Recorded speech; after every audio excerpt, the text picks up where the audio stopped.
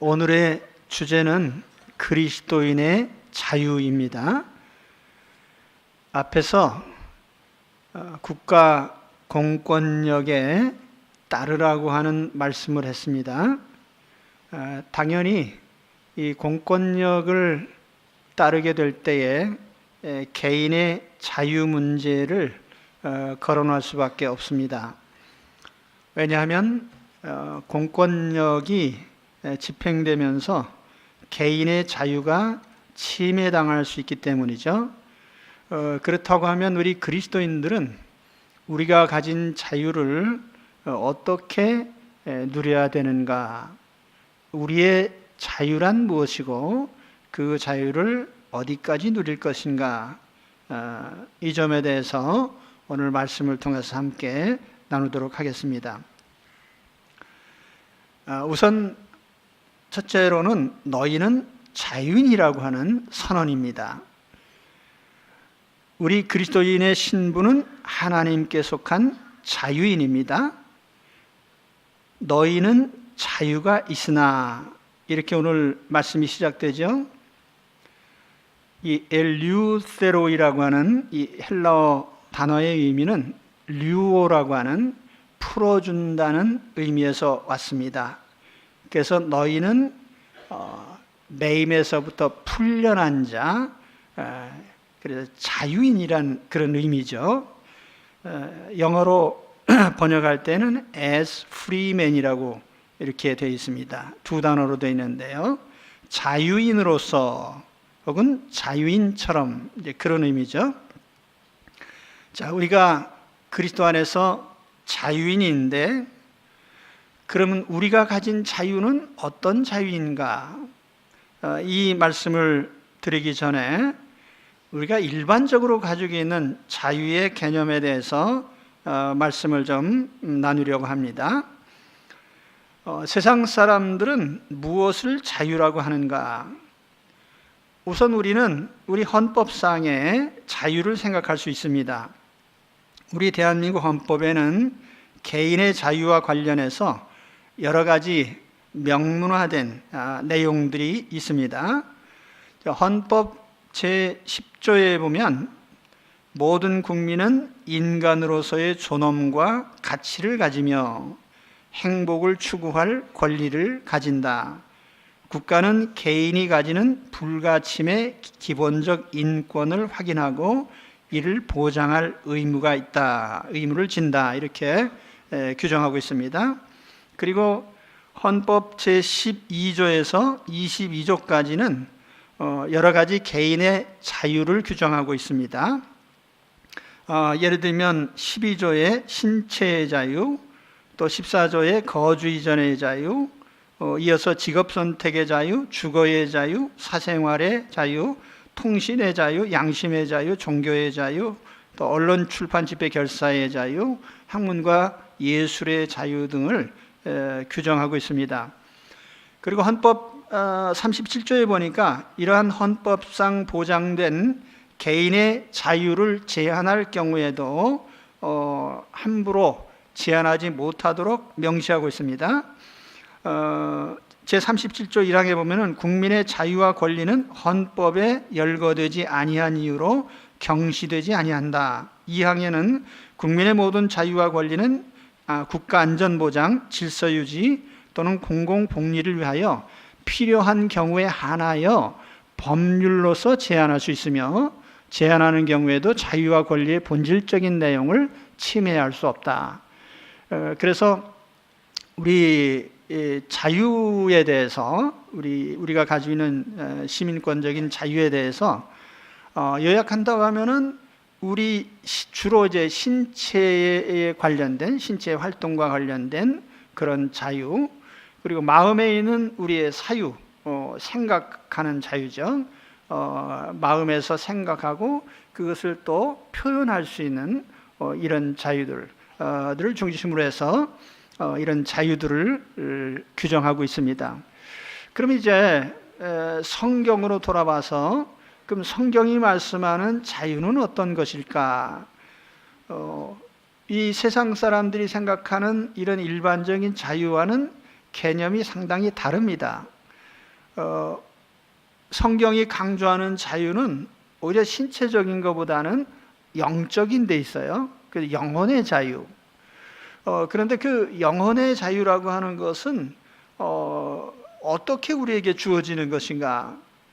과연 그러면 영혼은 무엇에 매여 있고 또 무엇으로부터 풀려나는 것인가?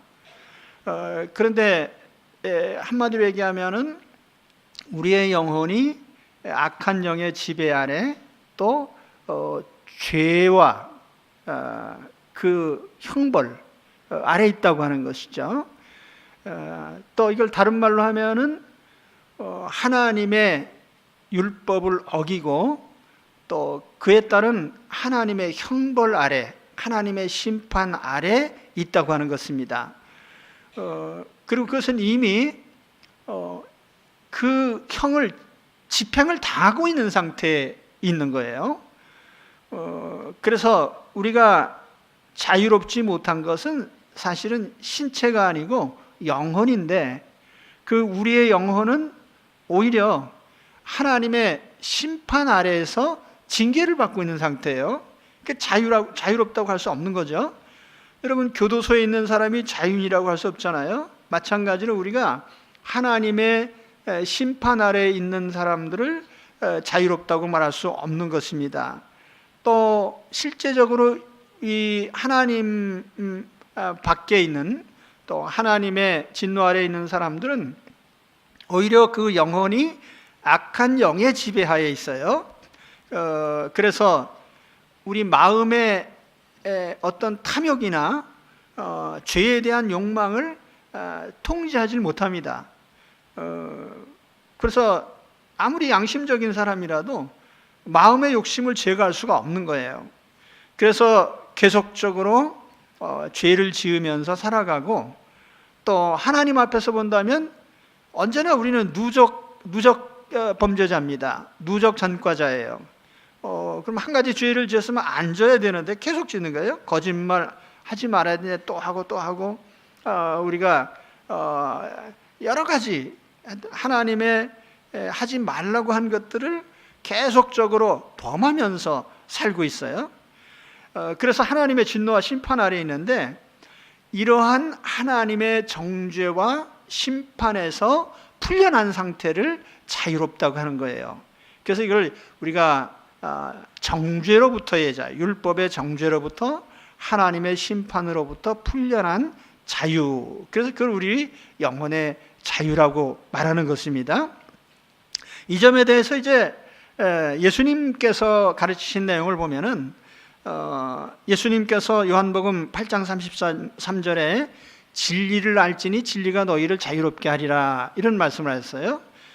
그랬더니 유대인들이 뭐라고 했냐면, 우리가 아브라함의 자손이라 남의 종이 된 적이 없거늘 어찌하여 우리가 자유롭게 되리라 하느냐. 이 말에 대해서 예수님께서 반박하시기를, 진실로 진실로 너희에게 이르노니 죄를 범하는 자마다 죄의 종이라. 종은 영원히 집에 거하지 못하되 아들은 영원히 거하나니, 그러므로 아들이 너희를 자유롭게 하면 너희가 참으로 자유로우리라. 여기서 주님이 말씀한 그 자유의 내용이 뭐죠? 유대인들은 우리는 노예가 된 적이 없어, 우린 아브라함의 자손이야, 혈통적으로 아브라함 자손이기 때문에 자기들은 자유인이라고 생각한 거예요. 근데 예수님께서 말씀하신 것은, 너희가 계속 죄를 지으면서 살아가고 있는데 어떻게 자유인이냐? 죄의 노예지. 그러면서 예수님, 여기 진리라고 말한 거, 진리를 알지니 진리가 너희를 자유롭게 하는데, 이 진리의 본체는 예수 그리스도를 가리키는 겁니다. 또한 예수님을 믿음으로써 예수님의 십자가 속죄로 말미암아 용서받고 구원받는 그 복음을 진리라고 하는 거예요. 예수님이 진리요, 예수님이 우리에게 주신 복음이 진리인데, 그로 말미암아 우리가 정죄로부터 풀려난 그 영혼의 자유, 이것이 진정한 자유라는 점을 주님께서 말씀하셨습니다. 자, 자유인의 신분이라고 하는 것은 노예와 다르죠. 자유인에게는 자율권이 있어요. 노예에게는 자율권이 없습니다. 오직 주인의 지시만 따르는 것이 노예지요. 정죄와 심판 아래 있는 사람들은 자유로운 선택권이 없습니다. 죄의 명령대로, 악한 영들의 지시대로 죄를 지면서 살아갑니다. 당연히 하나님의 형벌, 또 하나님의 강제 집행이죠. 우리가 세상에서 강제 집행을 당하면 항의를 하고 뭐 인권을 따지고 그러는데, 하나님께 강제 집행당하는 줄을 모르고 살아요. 근데 사실은 우리 모든 죄인들이 다 하나님의 형벌의 강제 집행을 당하고 있습니다. 바로 그러한 정죄와 심판으로부터 해방된 것이 우리 하나님의 자녀들입니다. 그래서 우리는 마귀의 지배로부터 자유롭고 율법의 정죄와 심판으로부터 자유롭습니다. 그리고 지옥의 권세에서 벗어났고 이 세상에 어떤 것에도 매이지 않는, 하나님 외에는 누구에게도 매이지 않는 자유인입니다. 오늘 우리는 이러한 자유인으로서의 신분을 확인하시기 바랍니다. 그러니까 우리가 세상 사람들이 말하는 그런 자유가 아니라 우리는 영적으로 죄로부터, 정죄로부터, 심판으로부터 풀려난 하나님께 속한 자유인인 것을 우리는 깨달아야 됩니다.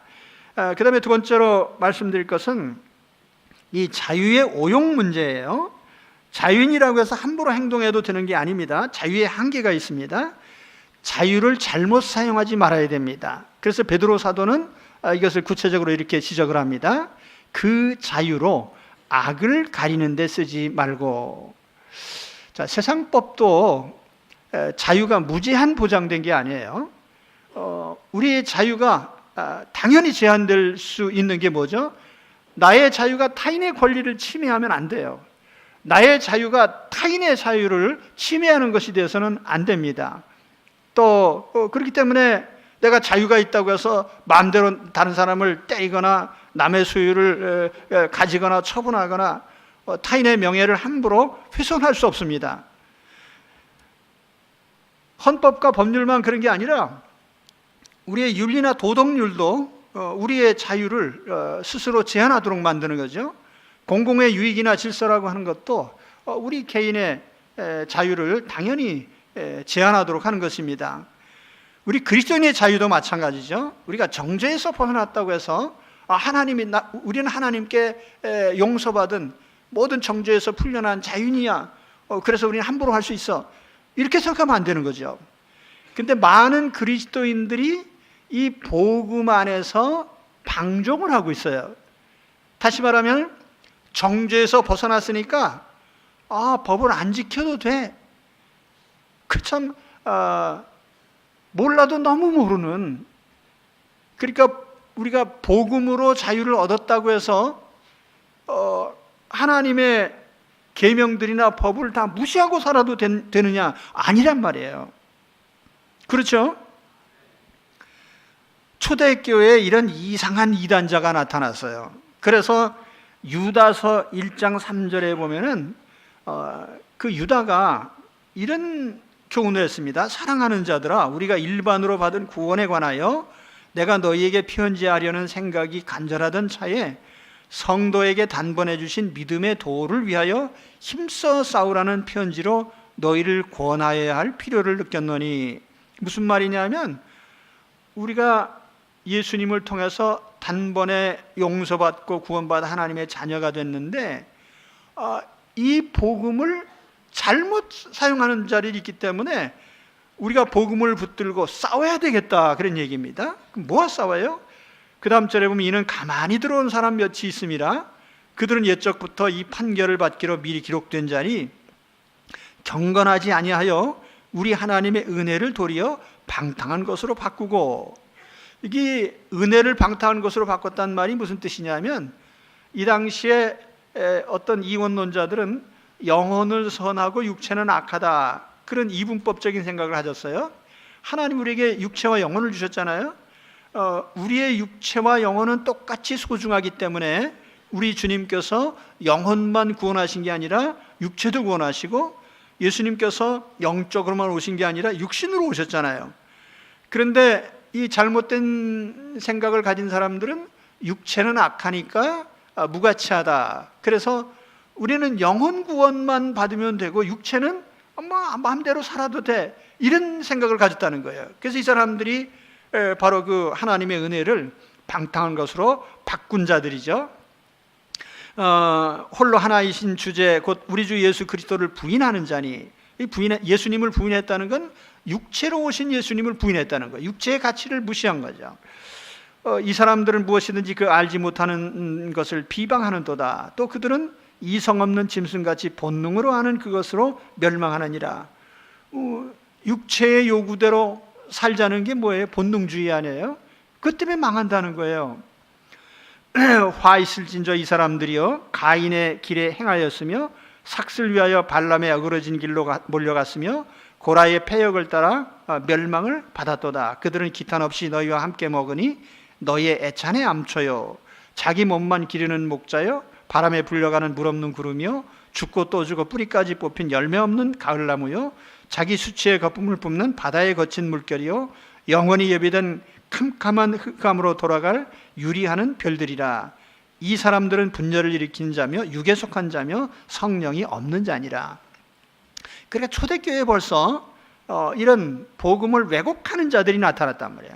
오늘날에도 그리스도인들 가운데는 이렇게 우린 용서받고 다 과거 현재 미래의 죄를 용서받았으니까 뭐 웬만큼 죄 짓는 건 다 상관없어라고 하는 아주 전혀 터무니없는 생각을 가지고 삽니다.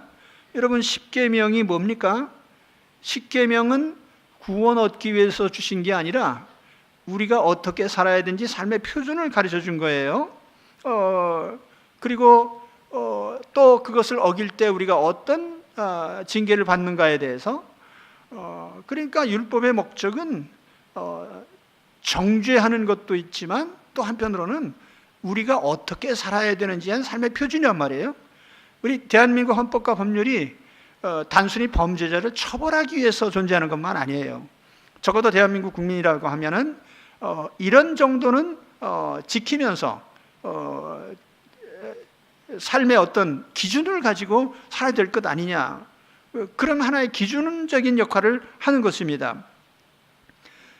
그래서 우리가 십계명을 대할 때 그래요. 여러분, 예수 믿었다고 부모 공경 안 해도 됩니까? 예수 믿었다고 해서 살인, 간음, 도둑질 해도 됩니까? 예수 믿는다고 해서 타인의 명예를 함부로 훼손해도 됩니까? 예수 믿는다고 해서 마음에 탐욕을 품고 살면 되겠습니까? 그러니까 하나님의 그런 법은 그것을 방종하는 데 써서는 안 되는 거예요. 우리 예수 그리스도 안에서 우리가 용서받고 은혜로 구원받은 건 사실이지만 이 복음의 은혜를 우리가 죄를 합리화시키는데 써서는 안 되는 거죠. 우리 자신의 죄를 덮는 데 쓰지 말라, 그 얘기예요. 오늘 베드로 사도가 바로 이런 말씀을 한 겁니다. 베드로 후서에 가서 보면은 그 유다가 가르친 그 내용이 반복이 돼요. 자, 그렇다고 하면 우리 그리스도인의 자유는 무한대의 자유가 아닙니다. 하나님의 뜻에 어긋나지 않도록 제어되어야 합니다. 예수님 십자가 복음은 방종을 허용하는 수단이 아닙니다. 우리는 그리스도인으로서 자유인이지만 그러나 우리는 무제한으로 자유를 행사하는 그런 사람들이 아니에요. 그리고 우리의 자유는 악용되지 말아야 됩니다. 특히 이제 문맥상으로 보면은 우리가 세상 공권력이 있는데, 국가 권력도 있고 그런 공권력이 있는데 그것을 함부로 어기고 정당화시키는 수단으로 삼아서는 안 된다는 거예요. 나는 복음으로 구원받은 사람이니까 세상법을 뭐 별로 상관하지 않고 살아도 돼, 그건 아니라 그 말이에요. 그래서 우리는 우리의 자유를 오용하지 말아야 됩니다. 세 번째 주제는 자유에 대한 자율적인 통제입니다. 우리가 그러면 이 자유를 어떻게 사용해야 되느냐, 이 문제에 대해서 오늘 베드로 사도는 오직 하나님의 종과 같이 하라, 이렇게 권하고 있습니다. 하나님의 종과 같이, as bond slaves of God, 하나님에게 매인 종처럼. 이게 의미심장한 표현입니다.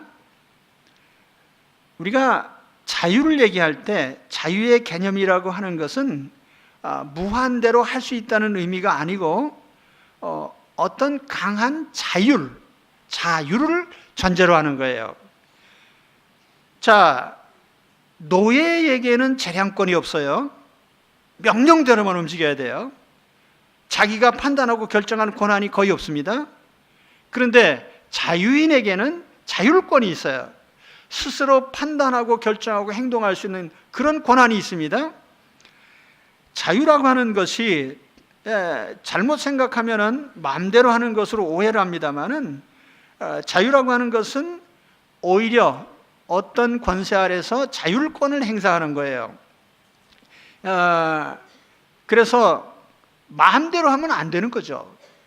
여러분, 난 자유인이야 그러면서 대한민국 국민으로서 이런 백화점에 가서 입고 싶은 옷 마음대로 다 가방에 담아가지고 오고, 음식점에 가서 맛있는 거 그냥 다 내 마음대로 담아서 먹고, 그리고 때리고 싶은 사람은 때려주고, 군대 가기 싫으면 안 가고, 세금 내기 싫으면 안 내고, 그럼 어떻게 됩니까? 다 교도소에서 만나게 되는 거예요. 다 교도소에서. 예.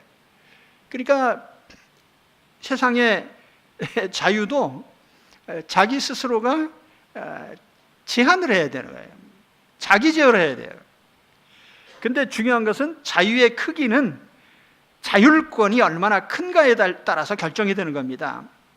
이것은 어떤 것이냐면 우리가 보다 큰 권세에게 복종할수록 우리의 자유권이 커진다 그 말이에요.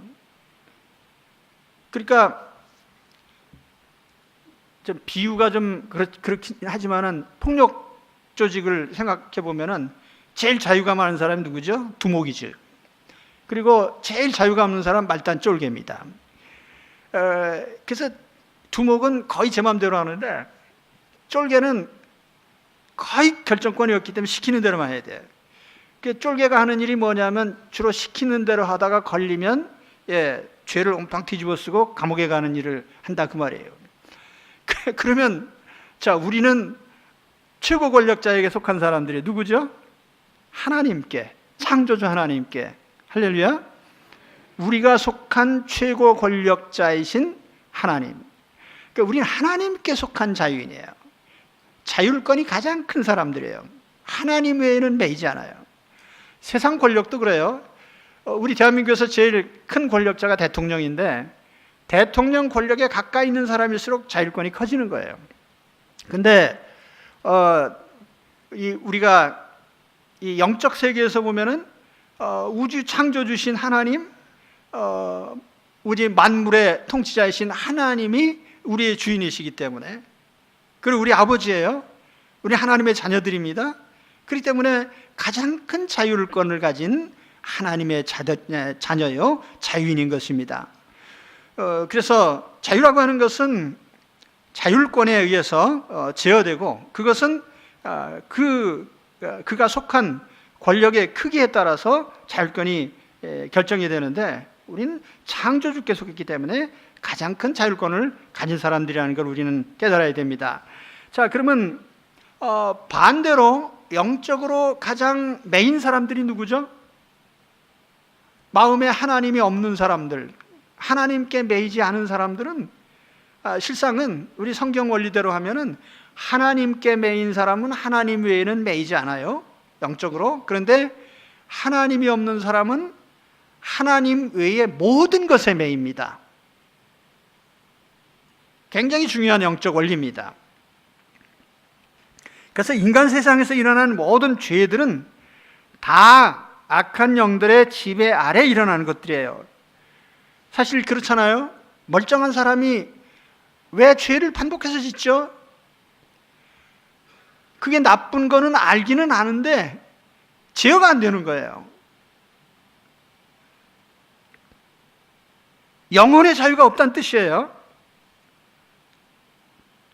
성경에 보면 이런 죄를 짓는 사람마다 그 영혼 속에 악한 영이 들어와서 그를 지배해요. 살인, 간음, 도둑질, 강도, 사기, 거짓말, 폭력, 배신, 다툼. 그래서 예수님께서 이 세상에 오셔서 하신 일들 중에 귀신을 쫓아내는 장면이 여러 차례 나옵니다. 그 가운데 보면은 막달라 마리아 속에는 7개의 귀신이 들어있었대요. 7귀신. 악한 영의 세계에서 우두머리가 마귀라고 합니다. 혹은 사탄이라고 해요. 히브리 말로는 사탄이에요. 그 헬라어로는 디아볼로스라고 하는데 단수형으로 나타날 때는 악한 영들의 지배자를 말합니다. 그리고 디아볼로스나 사탄이나 똑같이 그 단어의 의미는 대적자라는 뜻이에요. 하나님을 대적하고 하나님이 하라고 한 걸 못하게 해요. 그러니까 하나님이 하라고 하신 옳은 일은 안 하고 그 악한 영이 시키는 대로 나쁜 짓만 하는 거죠. 한 사람 속에 귀신이 7개나 들어가서 지배를 한 거예요. 그 영혼이 온전할 리가 없죠. 근데 성경에 더 놀라운 사실은 그 무덤 가운데서 쇠사슬에 매여 있던 정신질환자가 하나 있었는데 이 사람 속에 귀신을 보니까 군대라고 표현했어요. 마가복음 5장 9절에 우리가 숫자가 많기 때문에 우린 군대입니다. 그 군대라고 표현한 그 단어가 헬라어로 레기온입니다. 레기온. 영어로 리전이라고 하나요? 이걸 이제 군단이라고 표시를 합니다. 그 군대 직제상. 그런데 군단 병력이 어느 정도 되나 보니까 통상 3개 사단에서 5개 사단까지 4만 명에서 한 7만 명 이내의 병력이 군단이에요.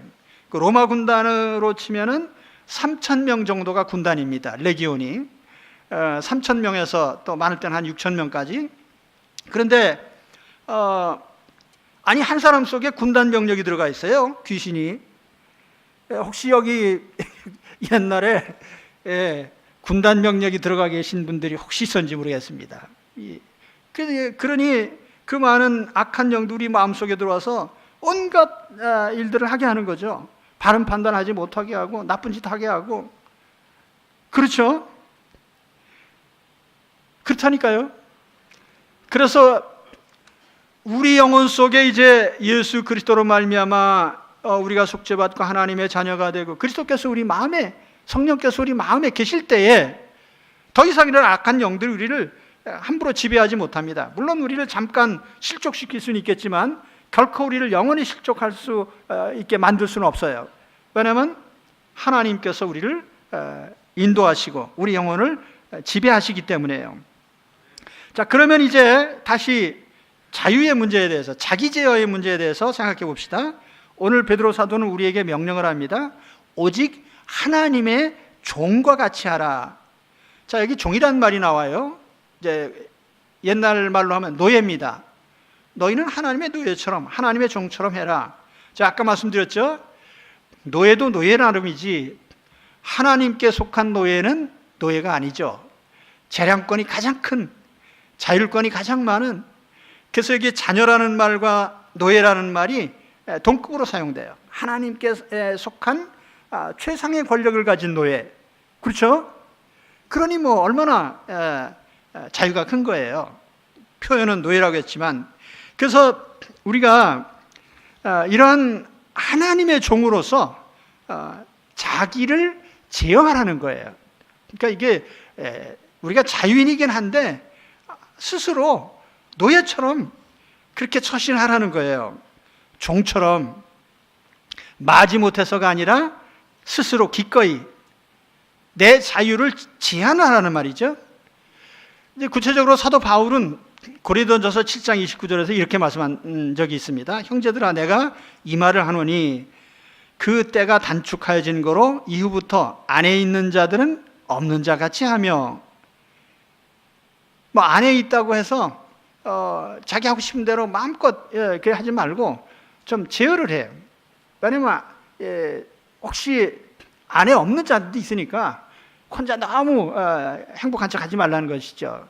또 그렇게 하면은 우는 자들은 울지 않는 자 같이 하며, 뭐 나만 지구상에서 가장 큰 슬픔을 당하는 양 뭐 그렇게 너무 하지 말고, 또 다른 사람도 있으니까 기쁜 자들은 기쁘지 않은 자 같이 하며 매매하는 자들은 없는 자 같이 하며 돈 많다고 해서 그냥 사고 팔고 혼자 다 하는 것처럼 하지 말고 세상 물건을 쓰는 자들은 다 쓰지 못하는 자 같이 하라.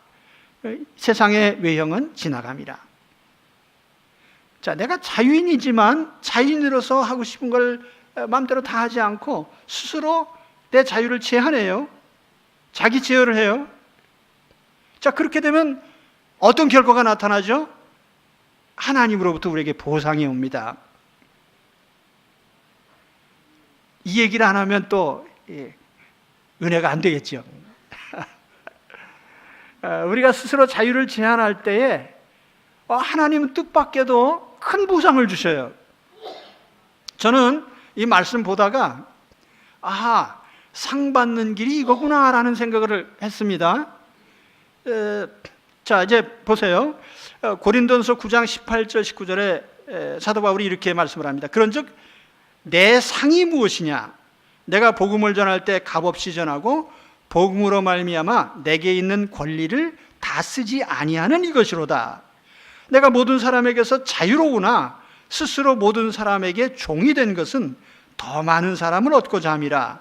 여기 바울은요, 자기 자유를 제한함으로써 두 가지를 얻었어요. 첫째는 하나님께 상을 받았습니다. 자, 우리 예수 믿는 사람들이 상 받는 것을 너무너무 오해하고 있어요. 예를 들면 예배 잘 드리고 기도 많이 하고 성경 많이 읽고 전도 많이 하면 상 받을 것이다. 저도 그런 생각을 잠깐 했었는데 보니까 그게 아니에요. 그런 일 해가지고 상을 못 받아요. 왜 못 받죠? 너무나 당연하니까. 하나님의 자녀로서 그건 너무나 당연한 일이에요. 그거 가지고 상 못 받아요. 제 얘기가 아니라 바울이 그랬어요. 고린도서 9장 16절에 오늘 아까 읽은 그 말씀 조금 전에 있는 말씀인데, 내가 복음을 전할지라도 자랑할 것이 없으면 내가 부득불할 일임이라. 만일 복음을 전하지 아니하면 내게 화가 있을 것이로다. 하나님의 자녀가 예배 안 드리면 어떻게 되겠어요? 하나님의 자녀가 기도 안 하면 어떻게 돼요?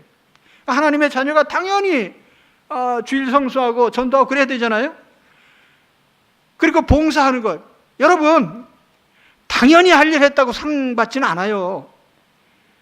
여러분 받은 상 표창장 중에 하루 세끼 밥 먹었으므로 상장과 상품을 줌, 그런 상도 있습니까?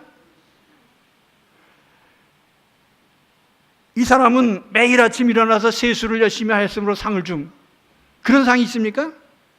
그 말도 안 되는 거예요. 그거는 당연히 해야 될 일인데. 근데 하나님이 상 주시는 걸 보니까 성경에, 자, 선지자에게든 어린아이 하나에게든 내가 아닌 타자, 다른 사람에게 무엇인가 행한 것, 근데 그거는 주로 내 권리를 제한하고, 내가 자유인이고 노예는 아니지만 자발적으로 하나님의 영광을 위해서 섬기고 다른 사람을 위해서 섬긴 그것에 대해서는 하나님이 상을 주신다고 성경이 분명히 말씀하고 있습니다. 그 성경의 시상의 기준이 뭐냐면, 나 하나 잘된 게 아니고 하나님을 위해서 어떻게 자기 자유를 제한했는가, 다른 사람을 위해서 어떻게 자기의 권리를 제한했는가, 이게 상이 된다 그 말이에요. 그래서 저도 새로운 사실을 깊이 깨달았어요. 그러니까 여러분 상 받으시려면, 하나님께 상 받으시려면 앞으로 잘하시기 바랍니다. 상은 당연히 해야 될 거 했다고 상 주는 게 아니고, 내가 당연하지만 나의 자유와 권리를 스스로 제한했을 때 하나님의 보상이 있는 것입니다.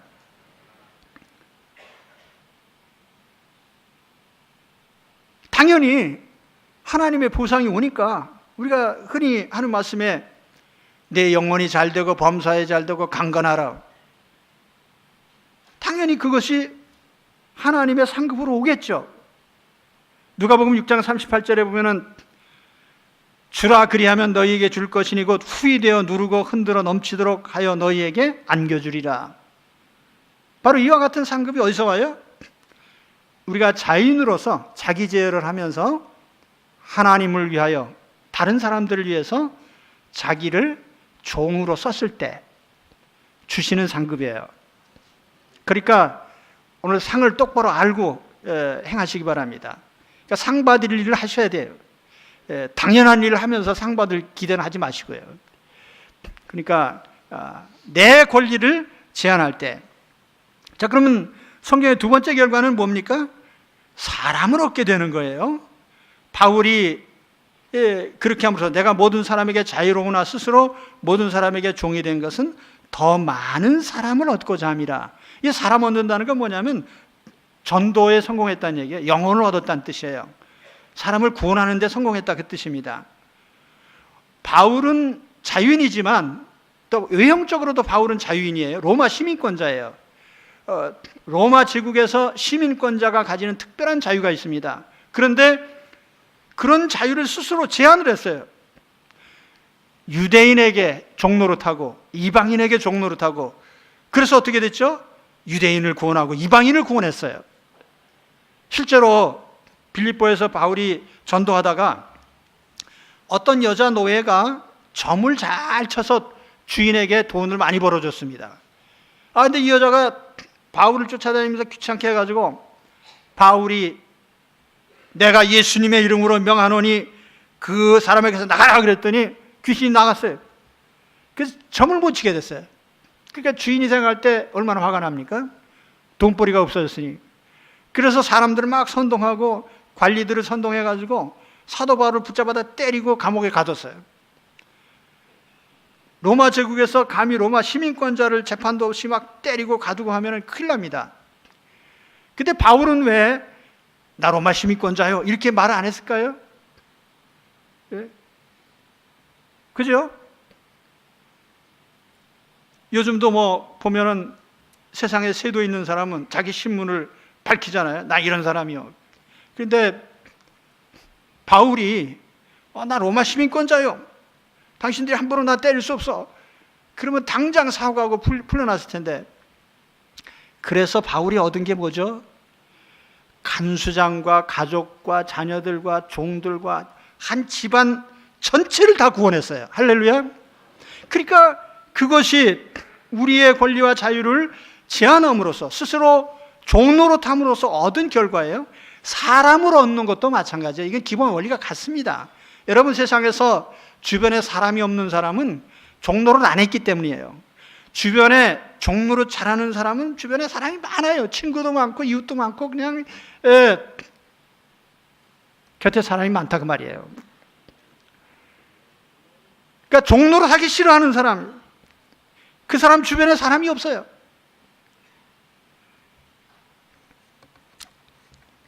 네, 그 얘기는 약간 딴 얘기지만 아무튼 그래서 사도 바울은 종노릇을 했더니 영혼 구원을 하고 우리 주님이 불러낸 사람들을 얻어서, 그러니까 결과적으로 뭐예요? 복음이 전도됐으니 교회도 부흥할 거 아니에요. 우리는 자유인입니다. 그러나 때때로 주님의 종처럼 권리를 제한해 보세요. 그러면 영혼을 얻고 사람을 얻습니다. 그것이 하나님의 뜻입니다. 자유인으로 다른 사람을 섬기는 것은 하나님 뜻이에요. 우리가 종노릇함으로 복음이 전파되고 구원 역사가 일어나고 하나님의 교회가 부흥되고 굳건히 세워져요.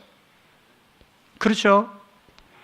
오늘 우리는 자유인이지만 이 자유를 어떻게 사용해야 될 것인지 확실해야 됩니다. 그것이 오늘 우리가 받는 말씀의 핵심적인 거예요. 다시 정리해드리면은 베드로 사도 당시 소아시아 지역은 네로 황제의 로마 제국에 속해 있었어요. 네로 황제는 초기에는 좀 괜찮았는데 나중에는 아주 포악한 왕이 돼가지고 예수 믿는 사람들을 그냥 너무너무 탄압하고 죽이고 악한 짓을 많이 했거든요. 근데 베드로 사도가 그런 황제 아래에 있는 영토 아래서 왕권을 존중하시오, 왕이 보낸 총독을 존중하시오, 그 다스림을 존중하시오 하면서 이 얘기를 할 때 그 베드로가 몰라서 그 얘기한 게 아니에요. 우리가 스스로 종노릇함으로써 우리는 영혼 구원을 계속할 수 있습니다. 오히려 그렇게 함으로써 하나님의 교회가 보호받을 수 있습니다. 오히려 그렇게 함으로써 하나님의 교회가 굳건히 지켜질 수 있습니다. 우리 성도 자신도 그렇게 함으로써 우리도 하나님께 상을 받습니다. 우리 시대도 마찬가지죠. 우리가 천국 시민권자입니다. 자유인입니다. 그렇다고 해서 예수 믿는 사람들이 세상 사람들 앞에서 잘난 척하면 안 돼요. 우리는 세상 모든 공권력을 존중하고 따라야 됩니다. 내 스스로 가지고 있는 자유를 때에 따라 얼마든지 제한할 수 있어야 돼요. 그렇게 하면 어떻게 되죠? 다른 사람들을 구원할 수 있습니다. 교회에 대한 세상의 인식을 바꿀 수 있습니다. 교회는 세상 사람들로부터 존중을 받을 수 있고요. 기독교에 대한 악평이 먹혀들지 않을 것입니다. 기독교 교리는 잘 몰라도 오히려 교회에 대해서 좋게 말할 겁니다. 뿐만 아니라 개인적인 우리의 상급이나 축복도 마찬가지죠. 우리가 얼마나 잘 되기를 원합니까? 영혼이 잘 되고 범사에 잘 되고 강건하고. 그때 우리가 그렇게 되는 방법이 뭐예요? 우리 스스로가 자유인이지만 하나님의 종으로서 우리가 섬길 때에 하나님 우리에게 이런 것들을 갚아주시는 겁니다. 사도 바울은 사도로서 자기 권리를 다 쓰지 않았다고 얘기했는데 그 권리 가운데 보면은 목회자로서 당연히 사례비를 받아야 되는데 안 받았어요. 자비량 전도를 했습니다. 그래서 하나님이 갚아주셨다는 거죠. 오늘 영적으로도 하나님이 갚아주시고 육신적으로도 갚아주시고 모든 삶에서 하나님이 우리의 삶에 대한 보상을 해주셔요. 내 스스로가 자유를 제한하고 종노릇함으로써 이러한 하나님의 풍성한 보상을 받는 우리 그리스도인들이 되시기를 축원합니다. 기도하겠습니다.